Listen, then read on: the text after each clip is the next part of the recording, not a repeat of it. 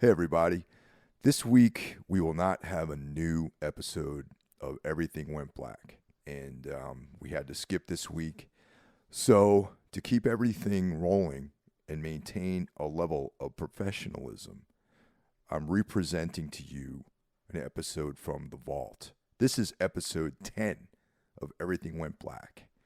It's a Halloween episode that I did with Mike Scondotto, the man behind Inhuman and The Last Stand, two great New York City hardcore bands, and also my co-host over at Necromaniacs, the podcast I also co-host with Jeff Kashid. But Mike co-founded that with me. Mike was also on episode 1 of Everything Went Black. So to fill in the space and keep things going, it made sense to have an episode that Mike and I did. This episode came out way back October 27th, 2011. Man, time flies. So I hope you enjoy.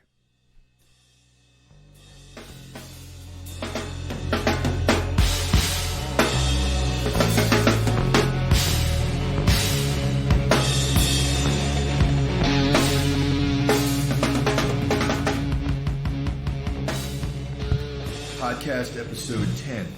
I'm here with Mike Scondotto. Got a lot of material to go over tonight. Yes, indeed. Hello again, everyone. It's here a few months back, and glad to be back again.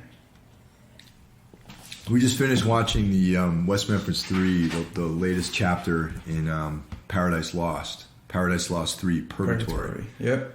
So, that was obviously made in the wake of the release of the West Memphis 3. Right. From what I understand, what we saw initially was supposed to be out over the summer. And of course, in August 19th, the West Memphis 3 wound up going free, much to the surprise of many, including myself, having been following the case since the first documentary aired in the summer of '96 on HBO. And the second one they aired in 2000, and about a decade and change of still I was kind of keeping up with the case, not as much as I was at one point, but I was, as I said before we started the interview, I pretty much resigned to the fact that they would probably never go free, and that Damien Echols may be executed. So this is it's pretty amazing that they're all free men right now. Yeah, the news came sort of out of left field, because I remember it was back in August. I was in Europe, and I just went to check my email and look at like my Facebook and all that, and there was all this activity about the news of them being released. And initially, it was only 2 out of the 3. Yes, it was Damien Echols and Jesse Skelly who were going to be released because of some curious. Alford plea. Yeah, some quirk in the Arkansas legal system where they actually pleaded guilty. They said something, although they unfortunately did not really explain the Alford plea too well in this documentary. Maybe they want you to do your homework, but they reference it. I guess it came from something in North Carolina. They said this, versus North Carolina, Alford versus North Carolina, something like that, which may have been the first time where I guess someone who was guilty and about to go free had to say they were guilty while maintaining so many years of innocence, had to say, verbally or whatever, that you were indeed guilty of the crime in order to be freed from prison for the crime. So yeah, there's some detail where the time served came into play, and but each one of the 3 of them prefaced their guilty plea with that they're innocent and whatnot. Right. And I mean, apparently, if you see the documentary without spoiling it, although the good thing about this documentary is that it has a great ending. The judge that had been presiding over the case since day one in 1993 would not hear it, as they say, was not having it for any evidence, for any chance of retrial, for any chance of just about anything. And guy getting on in his years, and even from what I remember watching, it was There was a time where he was supposed to have stepped down, and he did not. And it's just a horrible, horrible justice system in Arkansas. And then ultimately, they were able to get a new judge in there in 2010, or late 2010 or 2011. And had the West Memphis Three not decided to do this Alford plea, there would have been a new trial, and the judge was about to okay the trial if they did not admit their guilt, which would have been unbelievably bad for everyone, I think. Even if they wound up free, it would have taken several more years, meaning more years for them in jail. And I don't think Arkansas could afford the image of this any longer. You know what I mean? And I think they knew that, which was why they were even probably entertained the Alford plea, because they were like, new trial. It would show all the terrible police work, the jury tampering, the judge's horrible vendetta. It would be a nightmare. So, it's bad because the killer's never been caught, and 3 innocent guys had to say they were guilty. But it's good because it's over. And in a sense, it's over for the 3 of them. It's over. Well, their incarceration's over. Yes. But there's the the game plan. I guess they have is they're going to try to clear their names. Mm-hmm. But this time they're doing it from outside in freedom. Yeah, not yeah. behind the walls. And one of the stipulations that they can't even, because a lot of people are like, oh, they'll get a civil suit, or oh, they'll sue. Well, no, they can't sue, and there can be no civil suit. They can't really do anything. They can't do anything, but just they can continue to clear their name, but they can't, get any kind of big, there is no other trial. There can't be, another trial either. So, it's kind of bittersweet. Obviously, I'm just happy because these guys should never have been in jail, period, let alone this long, So, I mean, I'll never forget watching it in 96 in the summertime on HBO and just being completely like, what the hell? Like, and it turns out the 2 directors initially just took on the case not even because they thought the 3 were innocent. It was just an interesting case initially to them. And as they were making it, they had went back and told the people at HBO, yeah, by the way, we actually think these guys are innocent. Like, as we're going along with this documentary, we're convinced they're innocent now. They went into it with a completely open mind when they first started shooting, didn't know what to believe. But as all these things just started happening, they immediately were like, well, wait a minute, this is pretty crazy. There's 3 innocent people in jail for a crime they didn't commit. And the funny thing is, after all these years, I don't really know anybody who came away watching any of the documentaries saying, no, justice was served. These guys were guilty. Do you? No, definitely not. No, I mean, everyone. Well, the one thing though is like everyone thought that it was the Byers' father. Father, yes, Mark Byers. Mm-hmm. Mark Byers, who had actually in the second one, it appeared pretty clear that guy had something to do with some guilt. Mm-hmm. Right. But in the third one here, he had this revelation, and he decided that in 2007 apparently, he once some DNA evidence had been submitted about a hair on the ligature, which showed no trace whatsoever belonging to the West Memphis Three. Something in Byers' head was like, wait a minute, that's DNA evidence is pretty strong now. But the only bad thing about that is that it also it didn't give any kind of concrete. Okay, this is the killer. Like it's something about it was almost 1% of the world could have done it with this weird kind of evidence. Cleared the 3. But it cast the doubt on the West Memphis Three, and it cleared them in a way. Not officially yet, obviously, but and then Byer became a big ally, a big supporter. Yes. And one of the mothers of the other children also changed her tune completely, and rallied to their defense as well. But the 2 main scumbags who never wavered, Gary Gitchell and who was the policeman. And of course the judge, who, I mean, God, I don't know.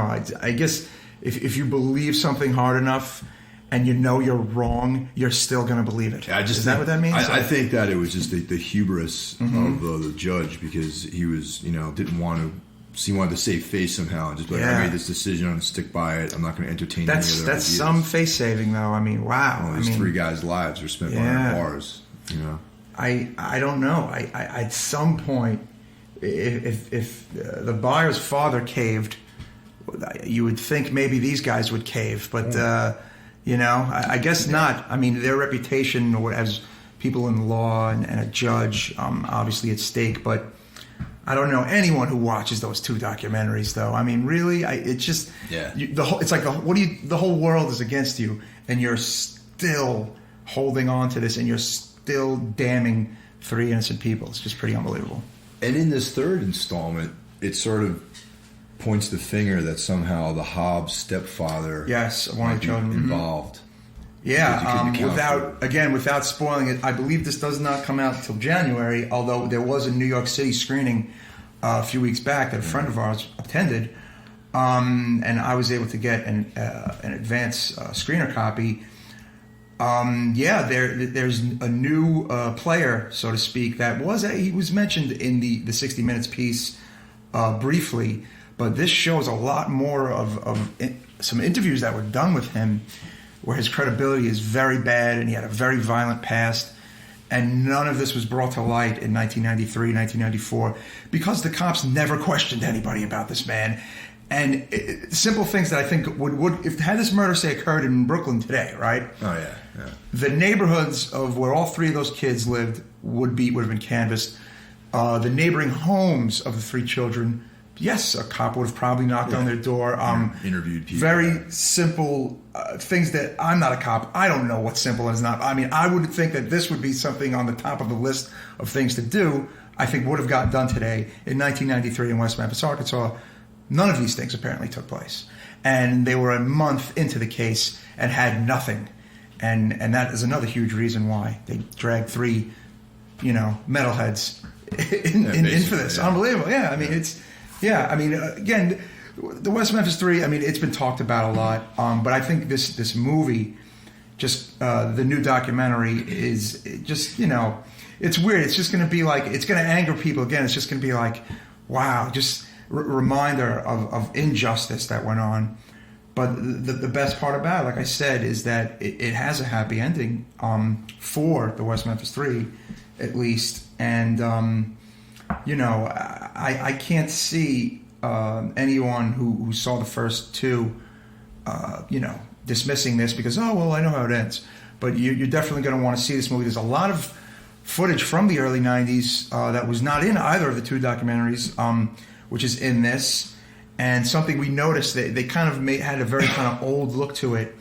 The filmmakers, probably, they might have done this on purpose, or it might have been some wear and tear on the film from '93 or '94, but it almost has a very kind of gritty look to it. A lot of that. Yeah, it almost looks like sort of a grindhouse. Yes, yeah, which I thought actually looked pretty cool. Up against the modern footage, and of course, just like in the other two, Metallica provides the the soundtrack, and I think the music fits perfectly. Actually, definitely the early mid-period Metallica music, fits very well for this. And the three, the West Memphis 3 were big Metallica fans. the big satanic metal band Metallica. Metallica, of course, satanic metal drag them in. Yeah.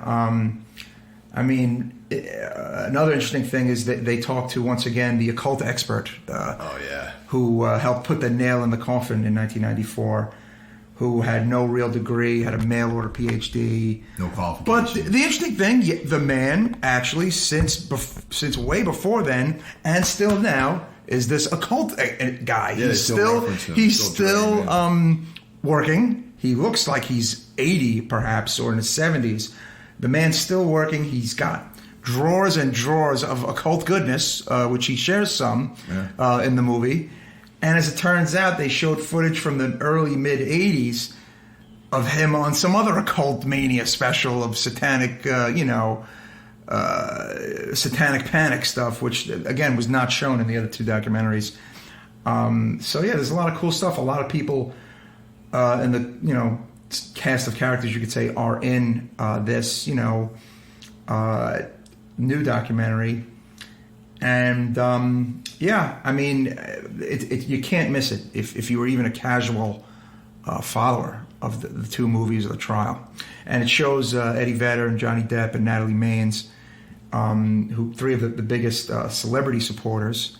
Too bad they couldn't get Rollins in there. I was surprised, actually, that they didn't have Rollins involved, because that was how I found out about the West Memphis 3. A lot of people found out about through Rollins, yeah. In 2003, he did something he was never going to do, and he did an entire tour of Black Flag songs. Hasn't done it since. Only did it that one time, and talks a lot about that tour in one of his books, Broken Summers.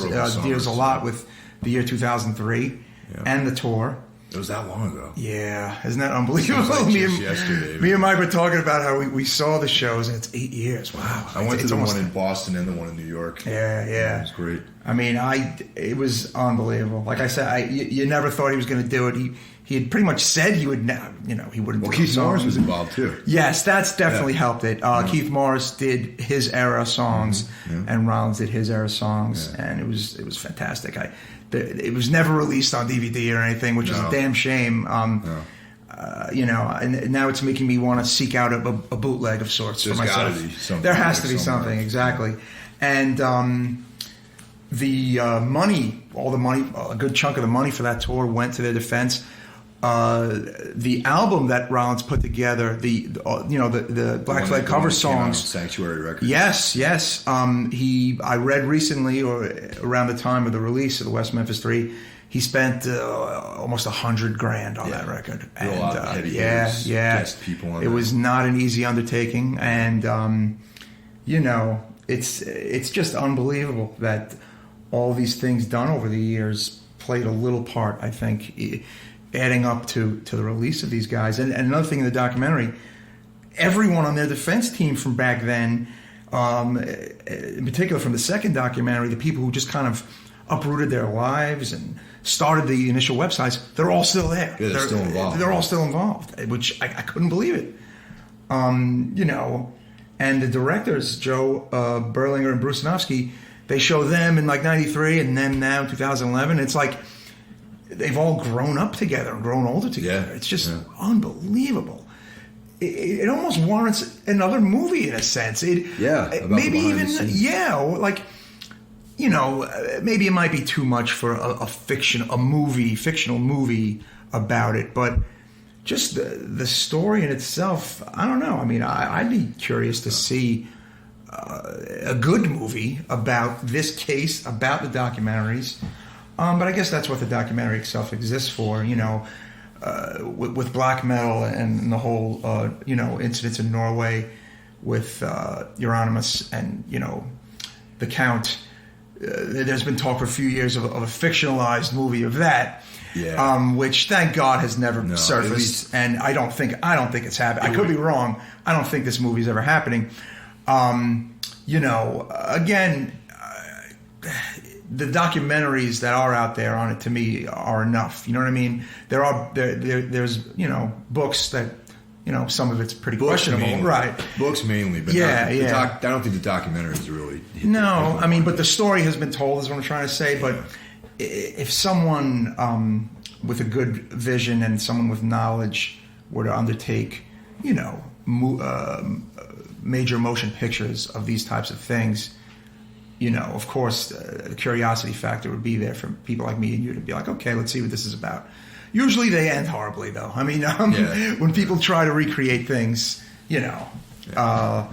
like that was that movie, that Rockstar movie that's supposedly loosely based on the guy who replaced Rob Halford. Oh, that was awful. Yeah, that's a piece of crap. But garbage. Then there are ones that work out good. The Runaways movie supposedly is extremely faithful to their story and had Shiri Curry's blessing and had Joan Jett's blessing and is obviously a bit more of a sanitized story from what I understand compared to what went down. But it at least got the blessings of the band members and the people who were there. Yeah, those Runaways are all a bunch of dirty hookers, probably. I mean, God knows what else was going on back then. God knows what was going on. But that movie wasn't bad. I mean, there's been talk of a Black Sabbath movie. There's been talk of a Motley Crue movie. I've been hearing for a long time. And, I don't know. Like, it's usually hit or miss 100%.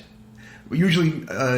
leaning more on the miss side. Yeah, I would say more on the miss side. I'd like to see a Black Sabbath Yeah. Film. I mean, it's even a good documentary. It's far enough in the past where it's like you can start really thinking about doing a fictionalized or dramatized. Right, exactly. You know, stuff like Motley Crue is only like a 20-year, couple decades. There's it hit the festival circuit. Jack Osbourne, Ozzy's son, did. There's a movie, God Bless Ozzy Osbourne or something like that. There is a documentary about Ozzy. I understand there's a good deal of Sabbath in it, but it's primarily about Ozzy. You know, I want to check that out. Well, there's that new Tony Iomi biography. Yes, I pre-ordered the minute I found out. Yes. Where he had this in-store where like thousands of people showed up in California, I believe, and you know, I mean, the time is right, I think, for stuff like this. I mean, Jesus. The title of the book is like Tony Iomi, Iron Man. Which I think is just sent chills up my spine. Oh yeah, I'm reading that book. I am reading that book. I can't wait to get it. Totally. But you know, getting a little bit off the path here. You know, at least we are talking about documentaries and real life events. The thing is, though, it's like I love documentary films, and I feel like ones like this, the whole Paradise Lost saga, is an example of one that literally made a difference. Like they actually, the awareness. You know, it totally changed the game and changed their lives, and just, I mean, it affected people so much, and it's nice to see that happen. You know, it doesn't happen enough, right? I mean, documentary films. I mean, they're the big ones that we all know about, the Michael Moore stuff, but. You know, there's probably tons out there that I haven't seen or Mike hasn't seen that could be just as thought-provoking or maybe not as sensational and could also change lives. So it's like, I don't know. I just feel, hopefully, because of movies like this, when it comes to, like, you know, criminals or wrongly convicted criminals or true crime cases, it just kind of, like you said, it raises people's awareness to things like this, you know? Yeah. But this is a rarity. This is one of the most sensational true crime cases in quite a while. Yeah. Netflix streaming is good for documentaries because, you know, if you have the Netflix streaming service, you know, maybe a documentary that you might necessarily not rent or something like that, suddenly, this looks interesting. Right. Like, let me check this out. You know, for example, like a lot of things about food. It seems to be. There's a lot of those going on. You know, about GMO and you know, like, you know, just kind of got kicked Monsanto off by the Super Size Me kind of kicked that off about 5 years ago, totally. Right. And you know, Michael Moore, I don't know what his next topic is. I have to say I do generally like a lot of his movies. I don't always like his opinions on things, but you know, there's another example of someone who raised people's awarenesses on a multitude of things, good or bad, you know.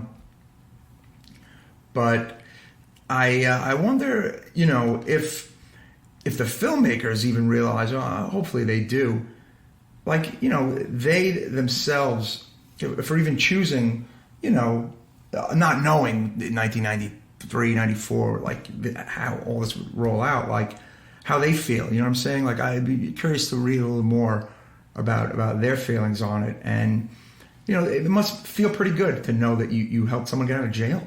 Yeah, I imagine that probably as the release date, the official release date for this comes around, there's going to be more press and more interviews. Right. And I'm assuming that eventually there'll be like the sweet, like 3 DVD box set with all these, with like the extras and behind the scenes. And I guarantee you there's a behind the scenes. Oh, no, yeah. I mean, this is a screener. There's no extras on this. There's just, it just starts this DVD. You know, I was kind of thinking there would have been some type of official interview with the three of them on a news program, but that hasn't really happened yet either. No, but also, once again, the actual release date's still in the right. It could January, it could be in the works. Ramping up the press junket, you know, and getting all that stuff together. You know, so those probably be surfacing in the next few months. You know, last week I was at Enchantments with Jacqueline, Kat, and David. And David told me that Damien Eccles actually came to the shop, which is pretty cool. And you learn from watching. Well, I didn't remember this that Damien Eccles' wife was a New Yorker from Brooklyn, right.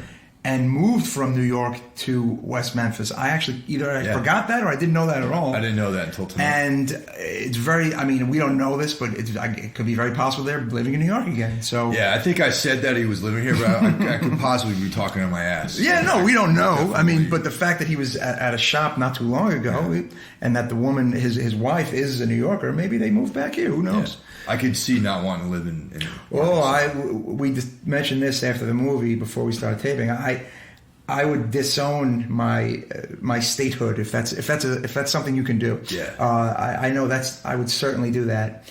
And I don't know, man. I would hopefully try not to let it taint me too much as far as justice and law. I don't know. I think one or two or all three of them are destined to hopefully write a hell of a book or two on their lives, because Lord knows other people have written on their lives, and I imagine that's in the cards. Sure. Especially, it seems like Damien Eccles is smart guy. Yeah, he's kind of smart, one of the smart, smarter. Yeah.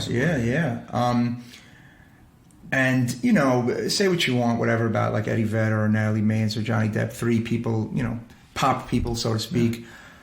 You didn't really see anybody. I mean, if that's who's rallying towards you, how can you damn them? You know what I mean? Like, you don't. And Rollins too, of course. It's like these guys are probably thrilled. I mean, that people of this kind of stature got behind them and never faltered. Yeah. How can you bash that?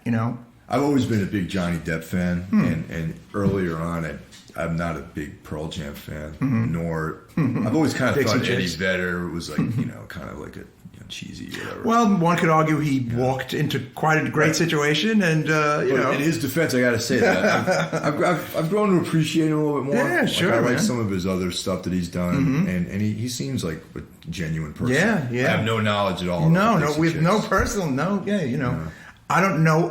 Can't even say I know a guy who knows him. Nope, we don't even know that. Nope. Exactly. And I don't know anything about the Dixie Chicks at all. No, other than their Natalie Maines, Trash Talk Bush a couple of years back, and that's the only thing. That's yeah. And I don't even know if I can name a song, to be honest. That's how in tune we are with country and pop country, right? Exactly. No good. But I know she's famous. Yeah. And I know she did quite a bit for these guys. So, I mean, it's just unbelievable. To me, that's the power of the documentaries. Bottom line. So yeah, this is like kind of like a continuation of the Halloween theme, which I started last week with Down at Enchantments. We had a pretty good discussion about the occult and Wicca and all this, which is ironic that there's a quote unquote expert involved in this film in the prosecution who's a satanic occult expert, and you brought up the fact that the FBI stated there's some minuscule amount of actual cases that involve the occult. Even with going back to the early mid 80s, I think I even read this in a book or two that I have in my collection. Either I don't know if it's 0 or 1%. There's pretty much almost never been any convictions on any of the Satanic Panic cases. There have been convictions that had possibly some kind of satanic bent or the killer, blah, blah, blah. But as far as actually being tied to a cult or group or coven, it doesn't happen. It's never happened. The only two things that come to mind, and this is once again a sensational connection to Satanism, is the Ricky Casso murders out Long Island, and Richard Ramirez out in California. Right. But neither one of those were actually they were not part of a true cult. It wasn't anything. They were both deeply disturbed, drugged out dudes. Right. That's what they were. Into Slayer. Exactly. He was not. Neither were. Ricky Casso was not a member of the Church of Satan. To my knowledge, Richard Ramirez was not a member of the Church of Satan. It had nothing to do with a group. Sacrificing people on an altar in the woods. It had nothing to do with anything like that. And the initial cases of the Satanic Panic, was it Jessica remembers or whatever, Michelle remembers, but it was proven to be completely made up. Exactly. Hey, it makes for great true crime books, which are loaded with crap, just fun to read. It makes for some great documentaries and, TV movie of the weeks and movies. But other than that, it's fantasy. It's Disney for the most part, Well, the other thing, too, is like, since Satanism itself is a kind of an inversion of Christianity, like it exists within the context of Christianity. Right. An argument can be made that the repression of Christianity creates this interest in Satanism. Yes. It's not like they spring up independently and they're at war with each other. Well, here's the thing. They say, well, if you're going to have God, you have to have the devil. If you believe in the devil, you have to believe in God. Both sides say that, right? I've heard Eric from Watkins say that, and I've heard preachers say that, right? Yep. And I almost feel like the hardcore Christians and religious types, they need it. They need the devil. They need even fake Satanists, like, the average kid wearing a black shirt and, painting his nails black. They need that to keep themselves in business, so to speak. They need something to rally against. They need an adversary, I don't know. I just feel like there's just such a wealth of misinformation on what really is the occult and what really is Satanism that it may never change. I mean, it's 2012 almost, and people still cite the nonsense of the Satanic Panic era, and people still call themselves occult experts with no knowledge of the occult. So, maybe it'll change one day, but probably not. Yeah. And then there's also the whole phenomenon of the alleged satanic ritual abuse, where the satanic ideas, satanic motifs were implanted. Yeah, I've read some great books that were touted as true, and probably none of it was true. And there was in the late 90s. We talked about this not on the podcast. It was an HBO miniseries with James Woods. Oh yeah. The name is I hate when this freaking happens on this podcast, but it was James Woods starring about pretty much the birth of the Satanic Panic stuff. Awesome miniseries movie thing. I got it from Netflix. The name is going to escape me, but hopefully we'll be able to hash it out and get it out to you. But that you can get on Netflix, and you can rent it and buy it. That's really cool. And of course, the ending of that shows that pretty much none of these things took place. Being that it's also almost Halloween, there's a great book called The Halloween Machine, which talks about something somewhat similar. The myth of the razor blades and the apples, the myth of the poison candy, which is based on a made-up story that appeared in, I don't know if it was New Yorker magazine in the early 70s, that people took and ran with and created a folklore about people poisoning children. Like, again, reported cases like 2 ever. Like, another thing that is a huge myth that was actually perpetrated. There was one case in the early 70s where a man did take his children's Halloween candy and poison and kill his children. One case. There's one case of this. But again, it was just kind of, take it and run with it kind of thing, where it turned into there's hundreds and thousands of cases like this. When in reality, there isn't, Well, it's interesting that we point that out, too, because the phenomenon of the snuff film, is like another, or almost like an urban legend, really.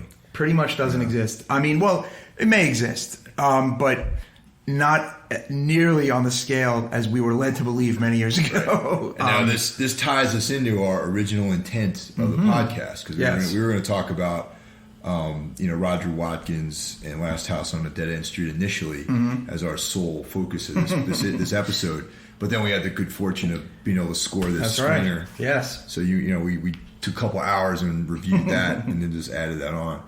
But yeah, I mean, basically, Roger Watkins, a name that should be a household name in filmmaking, but sadly was lost into obscurity, made pretty much probably the one film that that may have helped start the fire of a snuff film existing. Although the movie has has a narrative to it, and there's more to this movie, obviously, than the scene in particular that we're talking about towards the end. First, before we get into that, let's get like a background. So the movie is Last House on a Dead End Street, which was not filmed as Last House on a Dead End Street. It was Cuckoo Clocks of Hell. Yes, in upstate New York, Oneonta, I believe. Some SUNY college. Yes, and again, it was made in 71, 72 during Christmas break, I believe. Christmas break of 72. We were led to believe it was a student film. It was not a student film. It was a very low budget film, but it had nothing to do with any type of curriculum. No. It was 100% Roger Watkins. He was maybe a slightly past college age at the time. Definitely. One of the professors at the campus is in the movie and was a friend of his. But again, not a student film as many thought it was over the years. It did employ some. It was all non-actors. It was all non-actors, and it was all friends and like past. But to call it student film is incorrect. It wasn't like a senior project or something like that. And yeah, I mean, and also when the film finally surfaced in the later 70s at the grindhouses, a lot of people had no knowledge of who was in this cast because all the names are changed. Yep. The name of the director is wrong. The name of the actors are wrong. Victor Janos, yes. Yeah. So, of course, again, pre-internet, obviously, just led to just great stories about what the hell this movie is, who made it, what became of the people that made it. Yeah. And it really wasn't until the internet age that people kind of did a lot of homework. And one of the, underground film magazines kind of did their homework and put two and two together and was able to track Roger Watkins down, who was in porn for many years. He worked with Jamie Gillis. Yeah, he made a number of porn movies as a director. From what I understand, was in one or two. Fucking, no. Right, like he was in the porn. He was never a porn actor himself, but he directed and produced and wrote quite a few. Some which are looked upon as supposedly, I've never seen a movie in particular called Her Name Was Lisa. It's supposed to be this fantastic porno film. It has a very dark kind of story, and the interesting thing about the character which he plays in Last House on Dead End Street is that it's a disgruntled pornographer. And he had nothing to do with porn at the time yet. No. It was a story. It was his life went on to mirror this character in this movie. It's unbelievable in a way. He didn't become some crazy killer, or don't get me wrong. He didn't go on to do what the character in the movie does, but he fell on some very hard times in his post-porn career and made a living in porn and was not happy about it. No.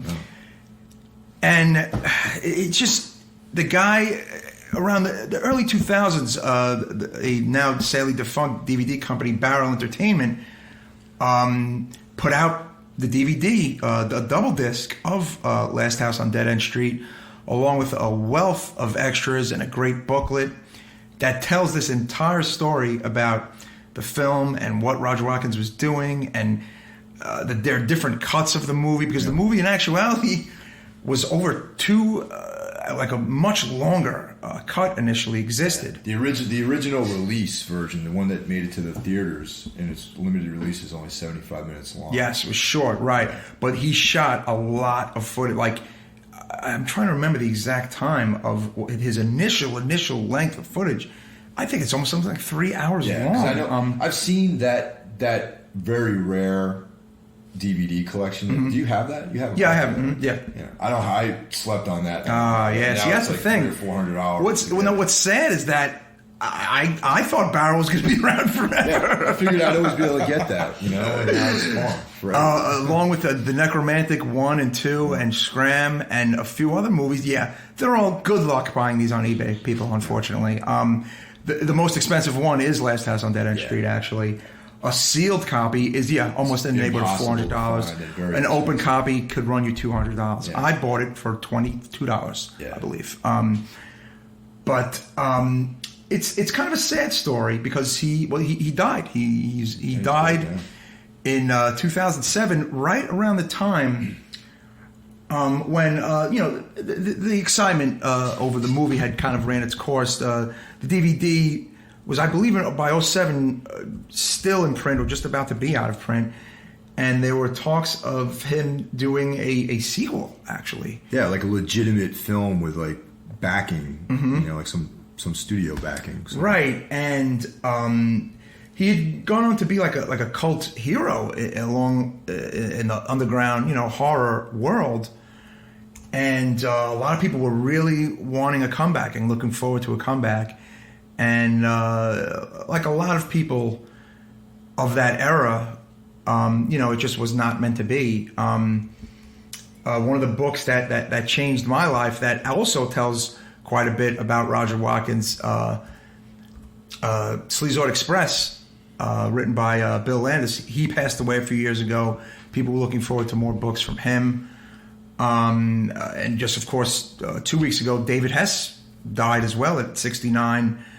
And just as he was about to possibly, from what I understand, do a work in some kind of sequel to House on the Edge of the Park with Deodato directing, which is pretty interesting because his character dies at the end. But getting back to Roger Watkins, on the extras, the extra disc on Last House on Dead End Street, there's some very candid home video of him. Yes. Yeah, and it's just really weird. Like, yeah, you see that guy, you see the Victor Janos, you see his like life unraveling, basically. Yeah. I mean, I don't know. Hopefully, I feel like someone like this man's life is ripe again for a film or for some type of book. Yeah. Looking at his IMDb page, two other movies that I'm familiar with the titles, Corruption, Midnight Heat. Again, supposedly these very iconic early '80s porn films when porn films were films. It was pre-Gonzo, when they had a script, they had a plot. So these are all hardcore films? Yeah, they're all hardcore. And the director name he went under, most of them, was Richard Mahler, Mahler. And, like we said, his real name was Roger Watkins, and he filmed Last House on Dead End Street as Victor Janos. Sketchy. I mean, there is some interesting material on the internet about the guy and some great interviews, and where you can learn about how certain movie houses, much like Last House on the Left, which is where the movie distributors back in the day would name movies themselves if they didn't like it, especially the European movies if they thought the name was ridiculous or didn't make sense, which explains why some movies from Italy that I enjoy have 5 names. This movie had 3 names. It was called The Funhouse, it was called Cuckoo Clocks of Hell, and it was called Last House on Dead End Street. The main reason it was called Last House on Dead End Street was because of the success of Last House on the Left. Another movie, like I said, which was some theater owners cut it themselves. Imagine that now. Yeah. Imagine that. I can't even imagine that. It was the Wild West back then. Yes, I know. God, what a great time. Yeah. Very little accountability. Yeah. No one really knew what everyone was doing. And movies, big movies, they opened regionally. Particularly the horror movies. If they opened in New York, they didn't open in every city, every state. They opened just in New York. And then maybe next week, 2-3 weeks, they open in LA. That happens now with the smaller movies. But, it was like one house, one theater. You know what I'm saying? Back then, for a movie, that was fairly decently budgeted. That was just how it was back then. Things were newer, And, of course, New York City was the hub to see these movies back when we had our 42nd Street. Yep. And it's weird. It took certain movies several years to hit the screen, and this is one of them. This movie was showing in the late 70s. It was shot in the early 70s. I also believe Roger Watkins wasn't even aware initially that it was even hitting theaters. It was like gone. The movie was gone. It's just unbelievable how things happened back then. I've read interviews with David Hess recently after he passed where he himself recounts, where if he was in Manhattan, in the late 70s, and of course certain theaters showed Last House on the Left for months back then, especially, maybe around Halloween time or whatever, or double features, people would see him on the street and get scared. Oh, yeah. Yeah, because they thought he was that guy. Although, if you know a little bit, about your David Hess, he's not too far off the mark as far as the intensity of. Yeah, he kind of was that guy. He wasn't a killer rapist, but was he as intense as Krug? Yeah, pretty intense guy. If you watch the extras on House on the Edge of the Park, you can see just how intense he gets, because the interviewer for the extras segment brings up the rape scene, which kicks off House on the Edge of the Park, and pretty much says, "Oh, isn't that's your wife, isn't it?" And apparently, I guess Mr. Hess didn't want us to know that was his wife, and gives him the dirtiest look I've ever seen in a DVD extra. And it gets very uncomfortable for a few moments, and then, of course, it changes to a different type of topic. So that's something to check out. You can still get that DVD from Media Blaster Shriek Show. It is not out of print, thankfully. On this last tour over in Europe, I scored the 3-disc 30th anniversary version of that from one of the dudes in the band Drainland. Gave Nice. to me. Very cool. But I can only watch it on the Mac Pro. Yeah. Whatever region. You're all region players. I know. The cool thing, a lot of great stuff does eventually make it to Region 1, thank God. But then there's some great stuff out there. Horrorhound has devoted articles about it that has yet to see the light of day in America. And Last House on the Left is one of the kings of extras as far as the different regions of DVDs go. I have 3 Last House on the Left DVDs. I have a UK Anchor Bay double disc, which has great extras. I have the original late 90s, early 2000s MGM one, which was a $9.99 DVD with tons of great extras.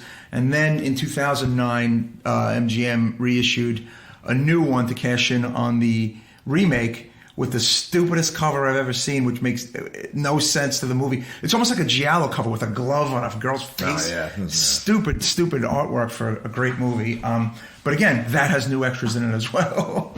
I guess much like, Jaws, there's about 5 to 8 DVDs of that with different extras. Yeah. Dawn of the Dead. And oh my God, Dawn of the Dead. Or And Evil Dead. Evil Dead to me is another king of the let's milk the fans for all they're worth.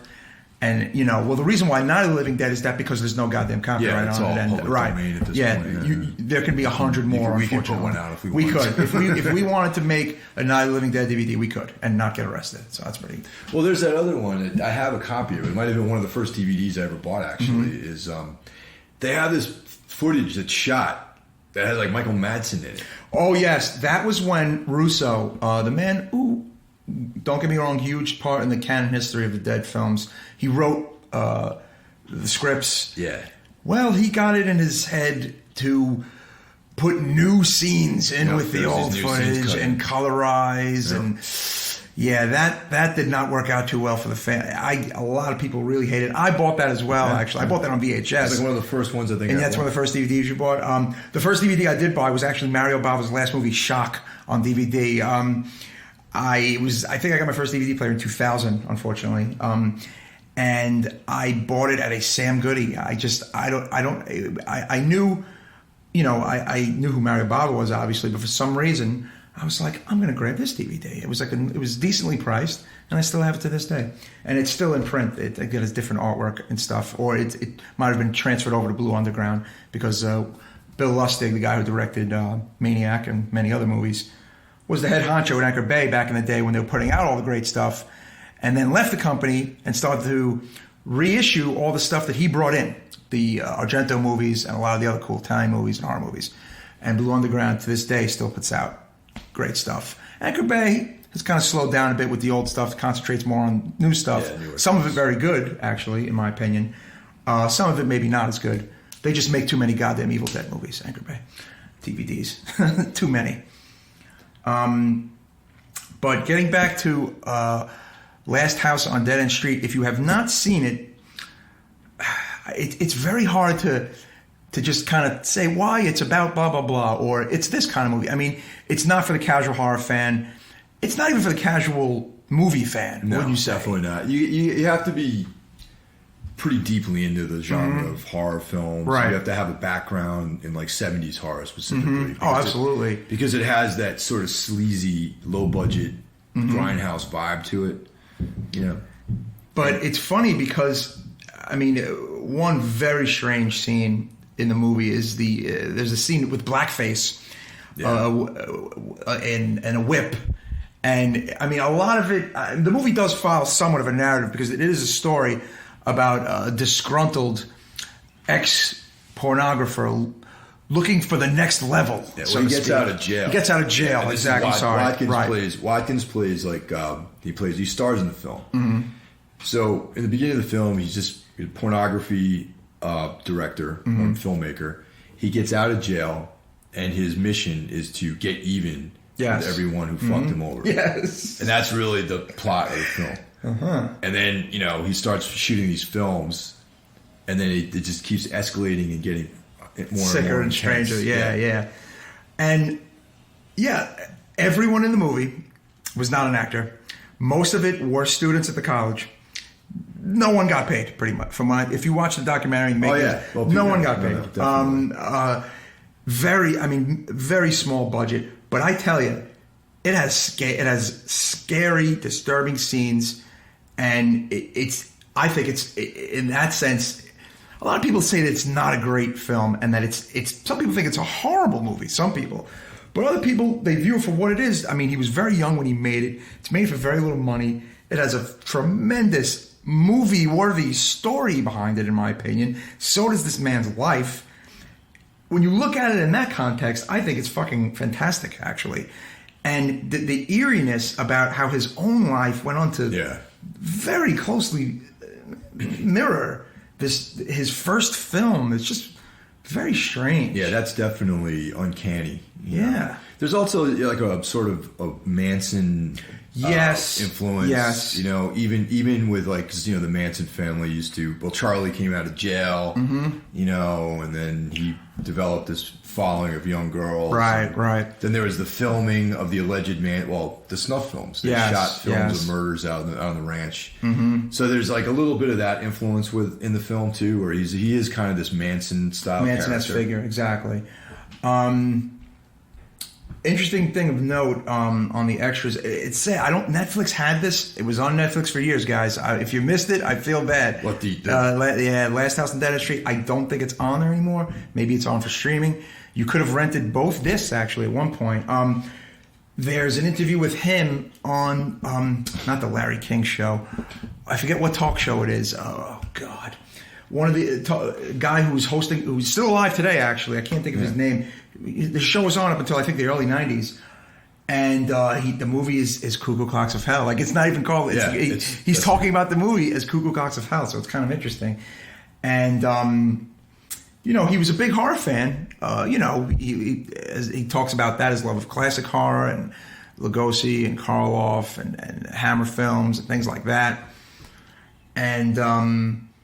I don't know. It's just so strange. It's like I'm sure out there right now. I mean, there are horror films being made every 5 seconds, right? I mean, these days, there's a tremendous underground horror movement. Horror conventions are extremely well, attended. I know I've been going to them for over 10 years. There's no dip in the interest of horror, but back then, it must have been, you must have felt like a pioneer in a way. I mean.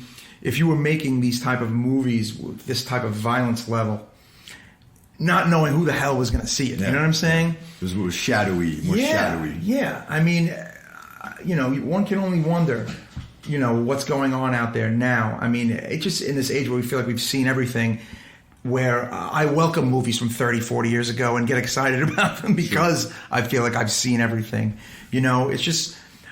It kind of makes you almost hopeful in a way, and it makes you sad in a way because it's like that era is gone. But in a way, it makes you hopeful because if this guy was able to do it, granted, he didn't reap the rewards for the most part for many years later, and you could also argue that he never reaped the rewards. No. Then almost, anyone could do it. You know what I'm saying? Yeah. The other thing, too, is it was a lot harder to actually make a film back in the 70s. Yes. Because now it's like, you can shoot hours upon hours digitally, and on a computer, you can edit the whole film. Back then, you had to get film. You had to actually get a lab to cut it in. The editing processes of the old films. I'm a big extras guy. I watch any movie I like, I tend to watch the extras I'm making of. And especially the 70s movies and when they, some of the small horror ones where they talk about the editing process. in particular also Last House on the Left, it was, Craven's first film. They kind of didn't even know what they were doing when they were editing the movie. Yeah. They didn't know about continuity. That's one of the things they talk about in the book by David Solskin, the Last House on the Left book. They didn't know they were supposed to have a continuity person. And it was not an easy task to make that movie and put that together. So I imagine this movie where it was again, there is a narrative, but at some point in this movie, I'm going to say this narrative gets thrown out the window in favor of just scenes of bizarre set pieces, I guess, you know. Editing this was probably no picnic either, especially since, from what I understand, there were several hours of film. Yeah, definitely. The other thing, too, is just that the fact, the people who made films back then, especially of this intensity, like something like this, it was a quote-unquote horror film because it's really more about crime than horror. Yeah. And it's sort of like a hybrid of some of the sensibilities in the 70s of like, Taxi Driver. Yes, absolutely. And that kind of thing. He might not have even been making this horror picture. He might not have even been in that mind frame. You know what I mean? Yeah. He's very kind of artsy, kind of intense guy. If you are able to stumble across interviews with him on YouTube, or if you're able to track down the DVD and watch the extras, I don't know if he was trying to be horror, so to speak, if not to just make a statement, or you know what I mean. He admittedly he was high on drugs throughout the entire process. The thing is, it's so much like Abel Ferrara too. Yeah, I mean, it's just wow. But Abel Ferrara somehow managed to have a career, and Roger Watkins' career never really came together. I know, it's sad. Even though Abel Ferrara dipped into the world of pornography too. Didn't he actually? Didn't he? I believe he did. Yeah, I mean, I've heard crazy stories about him. Well, Nick, our friend Nick, his dad's buddies. It's his boy. Oh my god, that's unbelievable. From back in the day, the 70s and all that. I mean, this Abel Ferrara was able to be with Asia Argento for years. God damn, this guy, unbelievable. The luck this man has had. No, but the thing is, again, these are people of their time. The 70s. Come on, probably the greatest era ever. Films, I mean, whatever. You, of course, taking nothing away from the classics. Your Gone with the Winds, your whatevers. I admittedly know very little about that era of film, and I consider myself a film guy. Maybe I'm not, according to some people, for even making that statement. But to me, to me, one of the most important film eras is the 1970s, late 60s to 1970s. Yes. I mean, Midnight Cowboy, Straw Dogs, even Last House on the Left, which a lot of people would not put next to those two movies. It's just, man, Deliverance, Taxi Driver, the early works of all the big guns in a way. You know what I'm saying? Scorsese. Steven Spielberg was around then. Yeah. He didn't really make all of his bones till about early 80s, but he was he knew those guys then. You know what I'm saying? Right. His first Duel. I mean, it's not Duel. Grindhouse, but it's edgy. Yeah. And it has that. And Jaws is edgy. It has that set. Absolutely. You know what I'm saying? He didn't get as street as Coppola and Scorsese and some of his buddies did, and obviously neither did George Lucas. But these guys all knew each other, and they were all around for each other's beginnings. Well, there was that style of film that came out, like Friends of Eddie Coyle. Just like that 70s noir, totally. And then also with cop realistic, anti-heroes, like no one's really good, no one's really bad. Friedkin's early movies, John Borman, fantastic book to read. Easy Riders and Raging Bulls. Read that book. Talks all about this entire era. It is fucking fantastic. Another great book to read about this era, The Kid Stays in the Picture, and the documentary. Yeah. Watch that documentary about Robert Evans. And there's also a book as well. But Easy Riders, Raging Bulls. You're going to love that book, Mike. It's a great book. Also, like the comic Criminal, the Brubaker comic. There's always those features at the end that tell you about all of his what might have source influenced material. Yes. Yeah. Oh, totally. That's why I found out about Friends of Eddie Coyle. Like I read this, review of it basically. And then I ended up watching it. It was like one of the best movies, you know, one of my favorite films at this point, you know, with an aging Robert Mitchum, you know, really, really good, set in Boston. It doesn't turn out good for anybody in that movie, you know, it's just like a dark ending for everyone, you know. Yeah. And it's funny, I mean, certain movies that are looked on fondly now were considered crap back then, or just, you know, trash. And, you know, a lot of people will say, well, you know, trash plus 30 years doesn't necessarily mean a great film. But I don't know. I feel like there's just a certain, I don't know about if the term is warmth, or just a certain vibe I'll get, even from a bad movie of that era, where I'll still enjoy it. You know what I mean? Yeah. I don't know. Maybe it's because things are so different now, as far as movies go, or mainstream movies go, that, you know, seeing something so edgy and crazy that's from years ago gets you very nostalgic about that time, even if you weren't even around for that time. Yeah. Well, one of the things, too, is like these days, just working in the independent film world, you know, it's a lot easier financially and technologically to make a film. So there's a lot of people who have good technical abilities, but there's no creative element to it. Back then, it was an obstacle, almost an unsurmountable obstacle to even make the film. So someone like, you know, your Roger Watkins, your Abel Ferraras, they somehow were able to get the ball over the net, you know, with everything. But there were the limitations of the technology, and maybe not good actors, no time, having to do things on the off to hours. Illegally, as a matter of fact. When Fulci shot some of those exterior scenes in Zombie in New York, that was 100% illegal. There's a couple of that bridge, the bridge scene, Zombie, nope, completely illegal. A lot of the New York exterior movies, or a lot of the Italian movies where it actually is New York, because a lot of them it's not New York, it just looks like New York, all illegal. Like in Argento's Inferno, that there are New York exteriors. Those might have been legal, although I'm not sure about that. I do know Fulci's were illegal because I've read about it and I've seen the documentaries about it. I think that's awesome. You know, if you can make a great movie and actually get it shot and not be shut down by the police for having no permits, then more power to you. I think that's great. It's like booking a show in a legal spot, you know, and being able to finish it without it getting shut down. Yeah, I've never done anything like that. I know. I mean, it's funny that there was a very short-lived club in Brooklyn, in Park Slope, right near where the Bell House is, that was open one night. And it was like a Candiria. It was like in the late 90s. The show didn't happen because they had the club opened with no permits. Oh, yeah. Yeah. And they had like a month's worth of shows booked, that whole club calendar. Not one show happened. It was grand opening, was grand closing. Wow. Yeah. So I can't remember the name of that club, though. It was like 98, 99. Supposed to have a whole month of shows booked in Brooklyn. Nothing.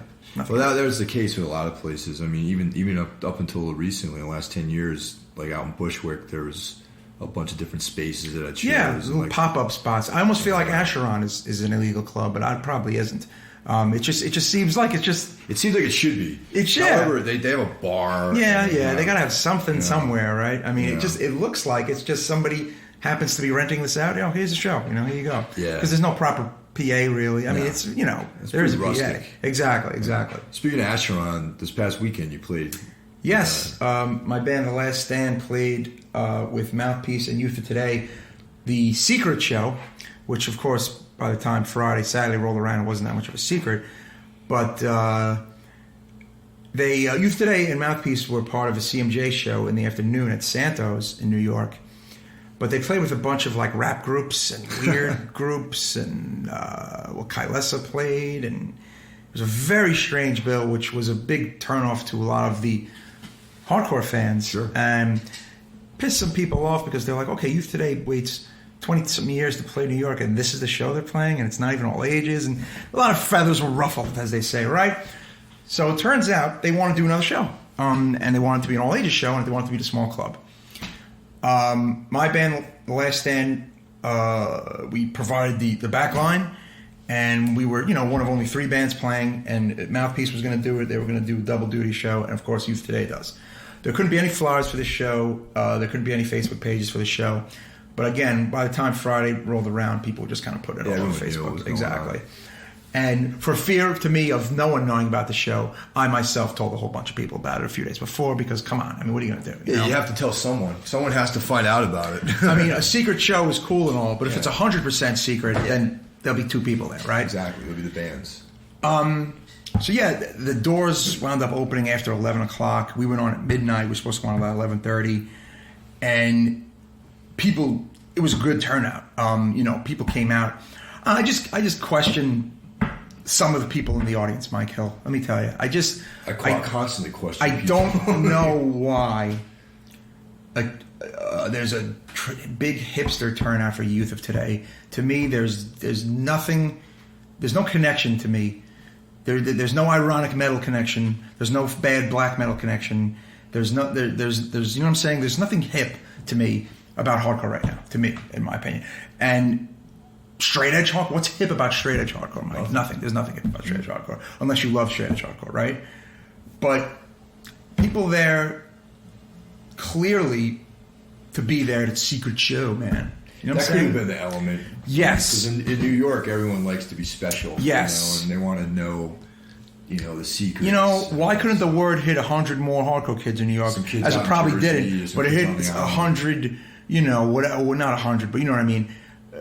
20, 30 douchebags to be there because it's a cool show, I mean, it makes me nauseous. I don't know. Maybe, is it because I'm an old man? I'm not that old.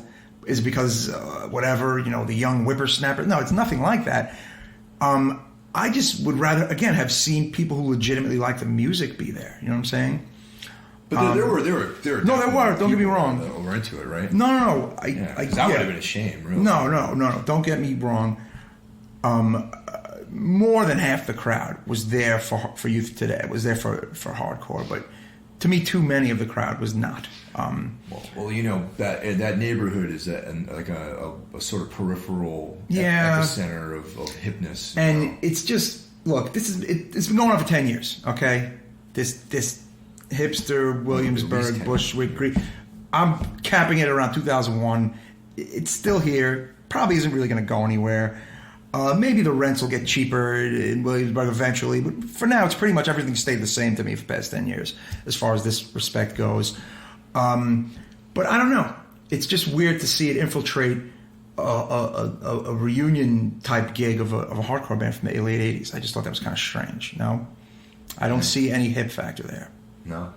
Just where it went, where the show was, probably. Exactly. Had the show been somewhere else, maybe a different approach. Had the show not been so late, maybe also a different approach. Had it not been the second of 2 shows, different factors, right? Yeah. And also, like, that neighborhood, for someone from Jersey or from upstate or Connecticut or from Long Island, unless you know where that venue is, you're going to have a hard time finding it. Yeah, no. It's like not near... No, it is off the beaten path. Way off the beaten path. If you're coming from Long Island, you can maybe take the Jackie Robinson and find your way through the neighborhood, But the show went off without a hitch. It was very well attended. Everything was cool. Everything ran smoothly. I don't know. I just feel like certain people who showed up for it, I was just like, why are you even here? I don't know. I mean, again, that may sound douchey to some people. It may sound elitist to some people. It may sound whatever. But I don't know. I'm smart enough to know what I mean when I say something like that, sure. and to have a point to something like that when I say that, And I wasn't the only one thinking it either, So aside from that, Youth Today were great. They sounded great.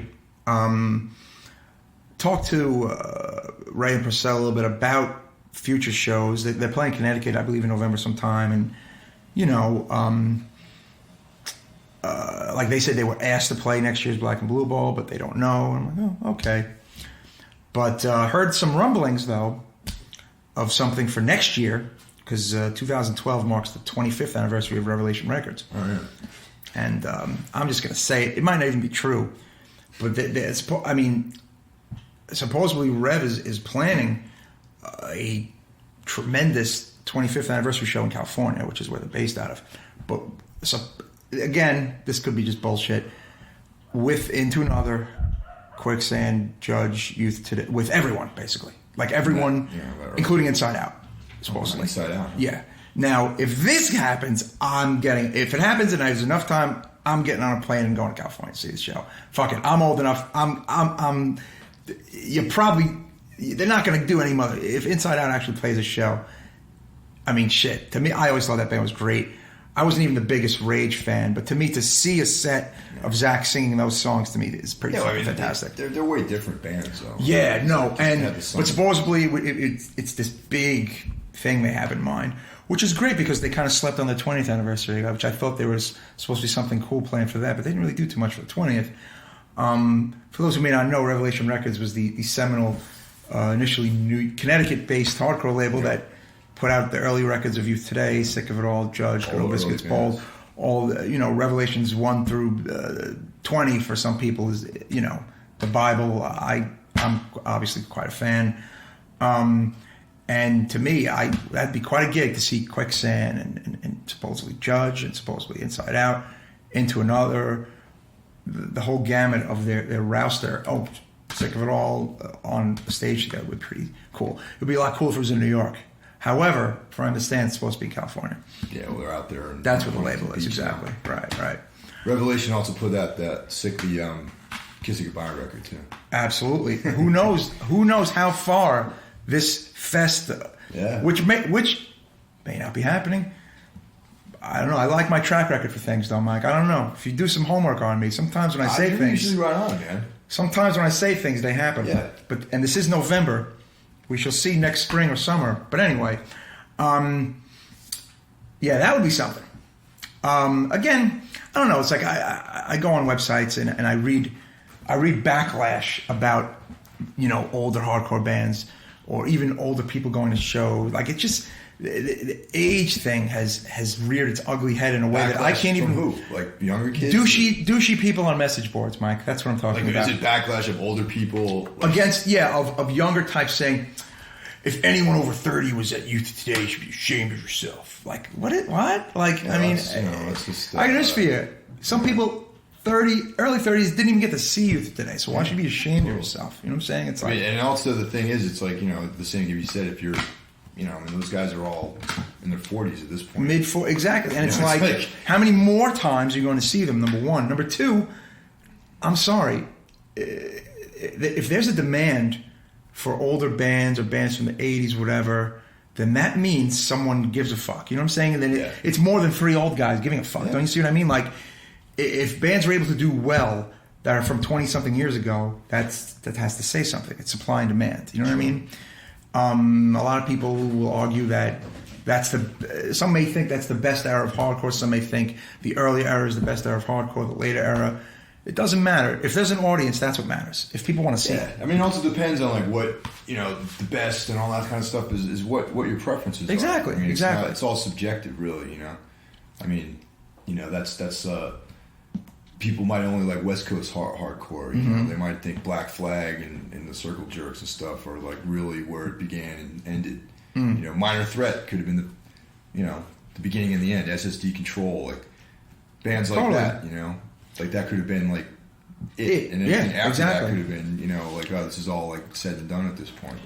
See, the interesting thing about the second wave of hardcore, the wave where like Youth Today, Sick of It All kind of came from, is that the window of time, it lasted a bit longer, and these bands did a lot more touring than some of the first wave bands. Well, they were able to because of the work the first wave bands did. And the groundwork that was laid, but they were able to get it more exposure and maybe go to Europe, and maybe, you know what I'm saying, like, Minor Threat didn't get to go to Europe. SSD, DYS, they didn't go to Europe. You know what I'm saying? There was no exactly. Exactly. Yeah.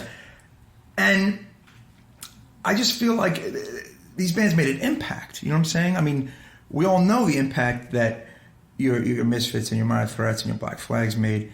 But now we're seeing the impact of bands maybe from a little bit of a later era. You know what I'm saying? Right. Cro-Mags and Sick of It All. Like, Cro-Mags drawing 800-900 people at a free show and drawing about 500 or 600 at a pay show. What is that? I mean, that's, to me, that again, it's supply and demand. Sure. People want to hear those fucking songs. They want to see this band, right? I mean, who gives a fuck how, like, age, whatever. John Joseph is in better shape and is a better frontman than 24-year-olds out there. It's like, I don't understand it, you know? Yeah. Why hate on things because they aren't new anymore? I don't get that. I don't understand it. My only criticism... We're talking about movies from 40 years ago, Mike. 40 years ago, yeah. My only criticism is that a lot of these bands don't do anything. They don't continue, or they don't do anything new. It's not the fact that they're playing together, but there's sort of this, like, you know, Las Vegas, like, Elvis vibe or something, where it's like, okay, man, I'm gonna play songs that are 25 years old. Some could argue, I just want to hear the hits. I don't want to hear new material. And that's a subjective thing. Think about that. I mean, all I can say is for me, I don't really care for that myself. Right. As a fan and as a musician, you're not into that. Obviously, but I'm not going to criticize anyone. Like Bruce Dickinson, apparently, he's not into that. He's about new music. Like he has said many times over, it's the new records that keep them on tour, and it's their younger fans like their new records almost as much, if not more. Right? Iron Maiden's a different ballgame, obviously, from the bands we're talking about, but that's an example of someone probably on your page. Me, again, I just look at it from maybe a fan standpoint and a musician standpoint, whereas a lot of times I won't like it. Older band, whatever, mid-level band, mid-period band, coming out and saying, okay, we're doing our entire new record front to back. I don't necessarily always like that. I feel like I kind of don't mind seeing the Necromaniacs go out and play Age of Crawl front to back, because what if the new material doesn't cut it? What if, you know what I'm saying? Like, I don't know, some bands are smart in that sense of not making a record. But in a way, they're stifling their creativity by not making another record, and they're stifling any type of challenge, right? I mean, not making I don't extend this to, like, just hardcore bands. I mean, even bands like I Hate God, who are, you know, their last record came out, and, like, it's got to be 10 years ago. And they're still out on the road recently after a long period of inactivity, playing songs. Not one new song. Not one new song. Yeah, you know, and it's the same thing. I remember when they first started touring, I remember sitting, you know, going to the show, and it just felt like watered down. It felt very like I was watching Elvis perform "Hunk of Burning Love" or something. You know, like the fat Elvis, not like the lean. Right, I know what you're saying. Like, I mean, yeah, everybody has their own opinions on these things, and I feel like there does come a time when you want to stop, or there does come a time where it's like, you know what, maybe we should just write some new music. You know what I'm saying? I mean, I don't know.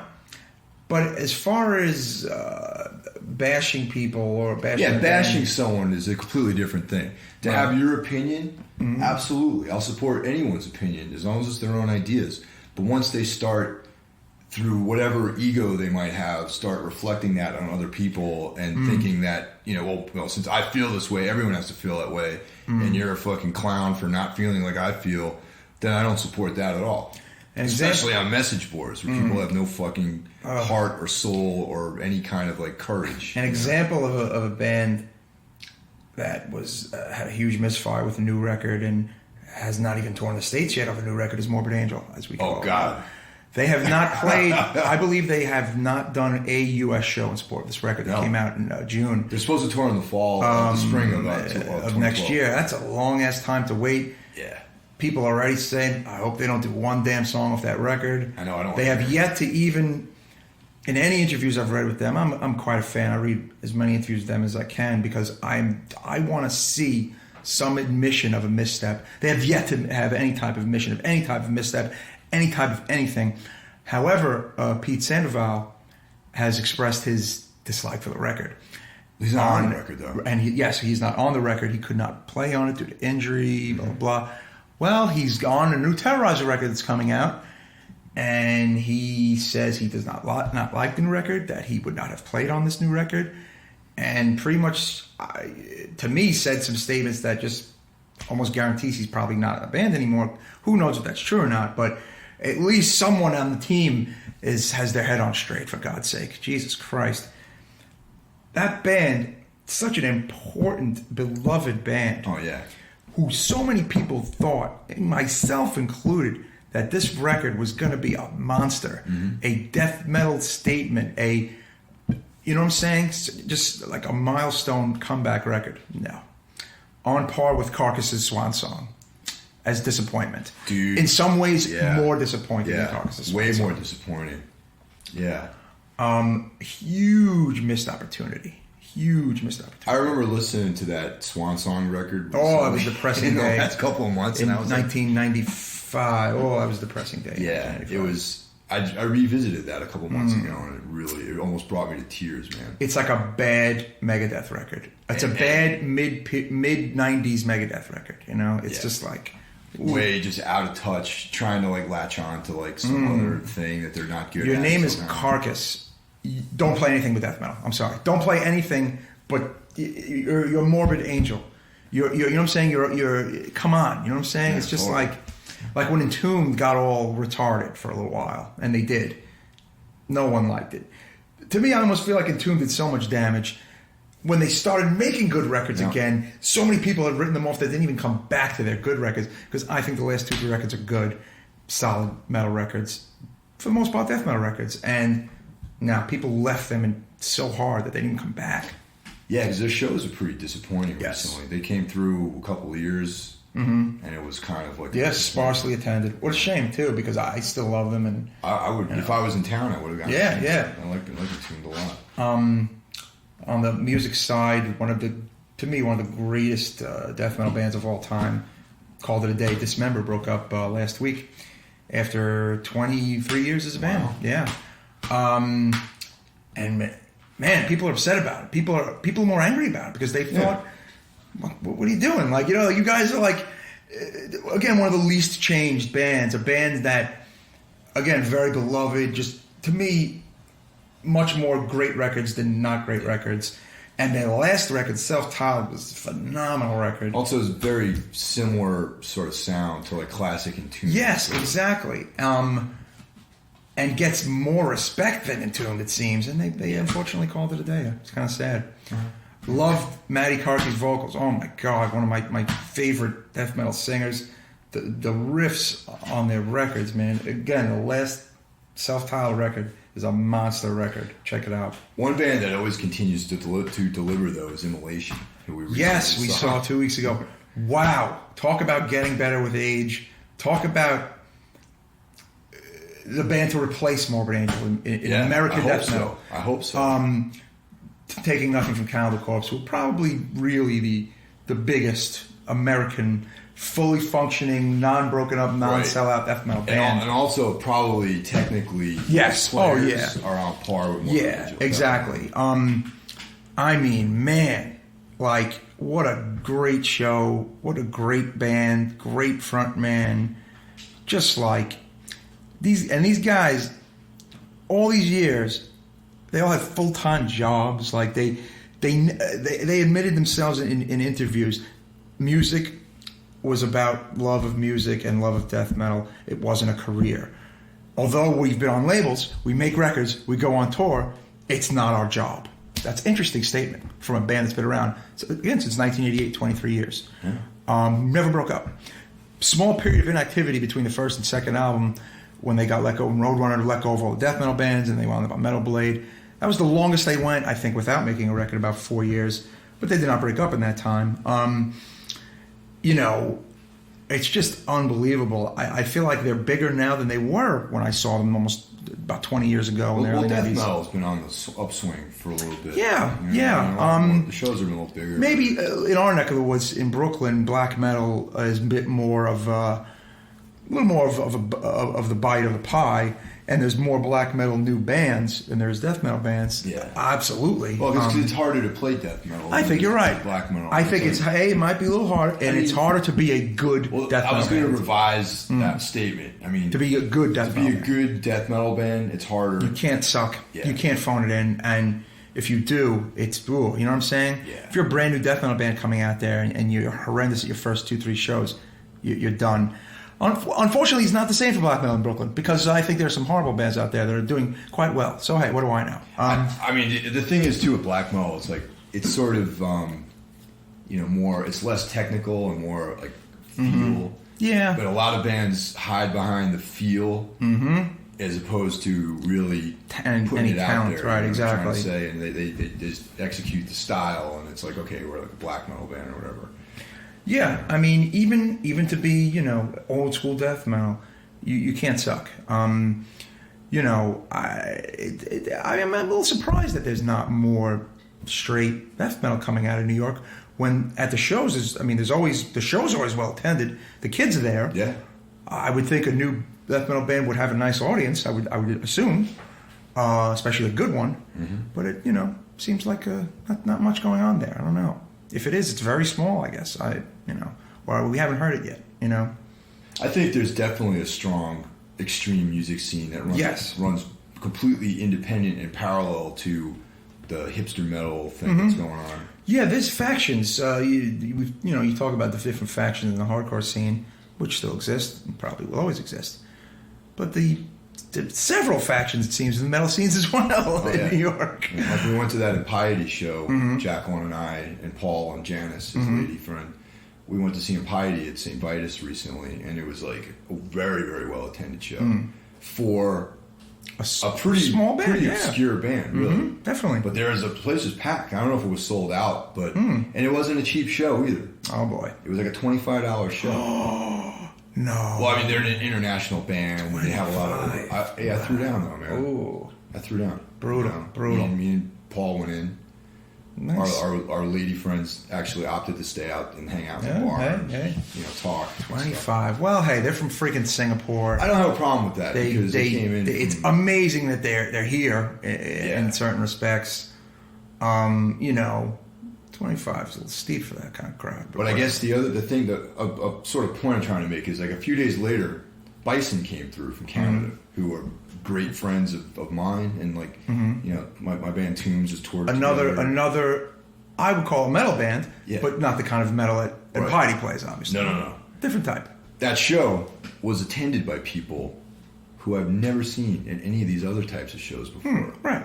But they were like fully metal out, right? Regalia, like maybe nice recently. We said the same thing about Immolation. The people at Immolation are not going to see Krallis. They're not going to see,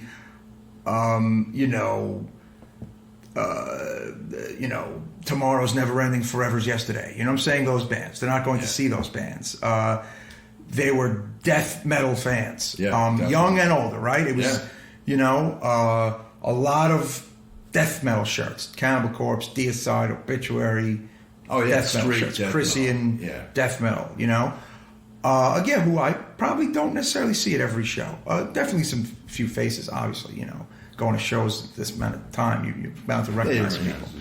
But yeah, there's definitely little splinters and factions of people.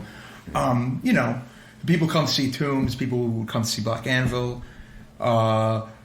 It's different. People who only go to like the $5 shows in the middle of nowhere, Williamsburg, may not go to Gramercy, BB King's, blah, blah, blah. You know what I'm saying? Yeah. But that's great. I feel like it's good that there's that many fucking kids to go around in a way, so. Right? I mean, that's got to say something. Yeah. I definitely think that's good, And it's not just like people who are jumping the boat. No. And I like that. I like that people are passionate about something, even if it's like, something that's... Like, as much as I get a trip to see a very young kid with a very old hardcore band shirt, I get just as much a trip as to see a really young kid with a very obscure metal shirt on. Well, I mean, one really young kid is Anthony, who's in Sheer Terror now, who was in Disnile. Right. Guy's like, 23 years old? 24, yeah. 24, and he's like a student of hardcore. Sure, you know what I'm saying? yeah. Like, he started very young. I can't even remember the name of his first band, but Chainsaw Safety put out a 7-inch by his first band. And they were all like 18-year-old kids, I remember. And, technically, if you think about it, that's not really that young for when you and I got into hardcore. I mean... We were like 15, I was 15. Like, in a couple of weeks, the New Breed comp, the infamous missing piece of the New York Hardcore comp puzzle is coming out on vinyl and CD for the first time ever. And a band I was in when I was 15 is on that. And it's the first recording at 15. You don't see a lot of that now. I mean, not in the hardcore scene. I don't know any 15-year-olds in bands in the hardcore scene. I go to a lot of hardcore shows. I do a lot of homework. I don't see it. If it's there, wow, I'm bugged the fuck out. Back then you saw it. hardcore was newer back then. It was new. It was underground, and it was probably more youth oriented then. It was than definitely now. more youth oriented. Now there's a lot of older dudes at hardcore shows who've never left and still love it, which is fine. Maybe some more kids in there. I think you know what I'm saying? So. Yeah. Because I remember my first, dipping into the pool of punk rock and hardcore was, I think I was in 8th grade or something That's like that. young, dude. 13, 12, that's this young. kid who was 2 years older, this guy Mike Katz, I remember he went to California for the summer. And before going to California, he was a metal guy. Right. I've always been more of a metal dude. Right. I've always been Sabbath, Judas Priest, that was my shit growing up. And then I got into hardcore. Right. And it wasn't even until I heard Black Flag that I cared about hardcore. So this dude, Mike Katz, Van Halen, AC/DC guy, he goes away for the summer. He comes back, and he has like a leather jacket on with like a Ramones painting on the back, punk rock haircut. That's it. A cassette tape on one side was Let Them Eat Jelly Beans compilation. And the other side was the first Suicidal record. Forget it. That first Suicidal record changed me at about the same age. A lot of people. And that tape, dubbed cassette, made its rounds through all of our friends. And we just dubbed it down. And then the Let Them Eat Jelly Beans comp with that's like DOA, Black Flag, Dead Kennedys. Forget it. That was like... I heard the New York thrash cassette when I was 8th grade going into 9th grade. I was a metalhead. And Beastie Boys were huge at the time. And my friend said, "This is the Beastie Boys." No, it's not. Yes, it is. This is before they were a rap group. Get out of here. Like, I remember I was like, get the fuck out of here. Like, I couldn't believe it. And it was the Beastie Boys, on the New York thrash comp, That's another one of my early, hearing punk and hardcore for the first time as a little metalhead kid going, what the fuck is this, Yeah, but like that's, the thing is though, it's like that stuff was not like readily available. No, you had to dig, man. Some kid had to go to California to bring it back, or you had to find out about exactly the right record store to go to that had that kind of The stuff. last time that shit happened to me was with death metal and then black metal. Yeah. There was a time when, in like 93, 94, it was not easy to get black metal record, like Osmos record stuff, It was expensive. The CDs were very expensive. Yeah. And, Bleecker Bob's would have like one or two, and Generation wasn't even open yet, and it was kind of hard to come across some of that stuff. And that was probably the last time music reached me by primitive means, so to speak. Tape trade. I would tape trade from Metal Maniacs personal ads in the back. Yeah. Pre-internet. I got exposed to a lot of stuff through that, believe it or not. Yeah. Like this girl in like 1995 made me a mixtape of, it was weird. It was goth stuff and black metal stuff. It was kind of strange. I've always put those two together. Yeah, weird. Yeah. Well, yeah, I mean, they've definitely come a bit closer together now. Back then, it was fairly separate worlds, Yeah. But it had like Impale Nazarene, 7-inch, and then like it maybe like Dismember's demo, and 3 Christian Death songs, and a few Mayhem songs, and a few Bauhaus songs. It was a strange tape trade for 94, 95, Unbelievable. Yeah, there was also that blackmetal.com website in the 90s. That was like the first thing that surfaced, I remember, where you can actually mail order. But it was expensive, though. Yeah. It still is. But now it's just like, you can download everything or, whatever. Loki's getting... Loki, be good, damn it. Oh, you like this bag? You probably smell my cat door. Be good. Yeah, I mean, right now there's a kid discovering hardcore, death metal, black metal, and it's probably on the computer. Yeah. He didn't have to write any letters to get that song, Yeah, I miss the personal touch to those things, though. You know what I mean? Because it's like Jacqueline and I are working on a short documentary that my friend Kuro shot, who I've done some film work over the years with.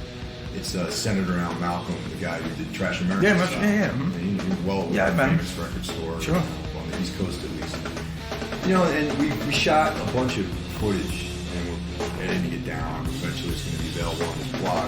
Cool. It's like a 15-minute short, and it's going to be, talking about that loss of the community. Sure. That's always big. Kids are growing up these days without that connection. Well, if we were in prison, as we saw, Jesse and Damien, they were writing letters, man. That's how you got to do it in prison. Maybe that's the reason you go to jail.